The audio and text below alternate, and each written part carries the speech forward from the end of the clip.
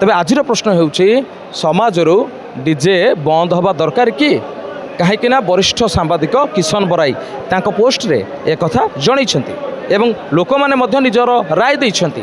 तेबे तांको प्रश्न को आधार करी आज आमे अछु नेताजी बस टर्मिनाल भितरे पचारि बुझिबा लोक माने डीजे बैन करबा सपक्ष रे केते अछंती। सर ना कोन? रंजित कुमार साहू घर बरी। अच्छा जाजपुर आछंती आपण को नजर रे डीजे बैन हवा कोन निहात दरकार? डीजे बैन हवा तो दरकार लोक मान क्षति होउछि ना। ए कथा केबे उठैछंती को जगह रे? लेडीज आम गाँव मरी गला डीजे रे केबे एबे हाली 2 मास तले केमिति मरि गेल? डीजे बाजता गाँव जाउछि घर भीतर पड़ी मरी गला।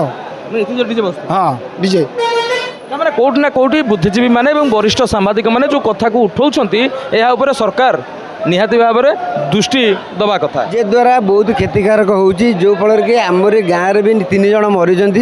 मरछंती बोधे 2 दिन हम जन मला ता 2-3 दिन आगु जन मरते यही नचानची कर माल फाल पी बहुत विशृंखला होची। मु चाहूँ तुरंत से बंद हवा दरकार। 3 जन मरले बयस केते आ कौन आगु रोग थिला ना डीजे बाजिबा द्वारा मरीगले? आगु आज्ञा रोग थिला कौन मुझे जाने कि से डीजे पाखु जाइए से पड़ी घरे पड़ी मरचंती।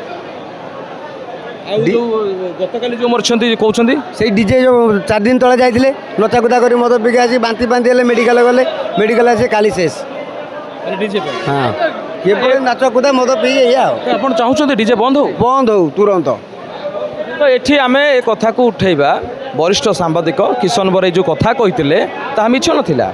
कौठु ना कौठी तांको अंतरात्मा को एक कथा को बाधी से किसी कथा देखिथिबे जहाँफल कि आज जितेबाला आम पड़ताल कलु जितेबाला आसिक ए कथा को घंटा घंटी करुचु जे कहार कौन अनुभव अच्छी डीजे को नहीं सत्य सामना को आसिला। आपण गाँ नाटा कौन? गाँ नाटा कौन? आम गाँ है पारादीप आ गाँ ना है जोकिंदा।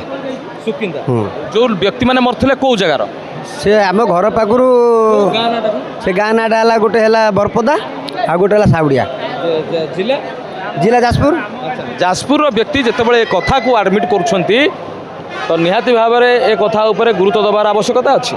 प्रशासन को अनुरोध एवं राज्य सरकार को अनुरोध जे वरिष्ठ सांबादिक माने एवं बुद्धिजीवी माने जो कथा को उठाउछंती एहा उपरे गुरुत्व आरोप करिवार आवश्यकता अच्छी। से माने समाजर भल पाई सोशल मीडिया पोस्ट कर दउछंती किंतु ए कथा को राज्य सरकार केते दूर ग्रहण करछंती। आज आपण सुनिले जाजपुर जने व्यक्ति तांको अनुभवर कथा कहउथिले जे तांको घर पाखरे 3 जन व्यक्ति डीजे बाजिबा द्वारा मरि जाइछंती। तबे आपण कोन चाहुछंती?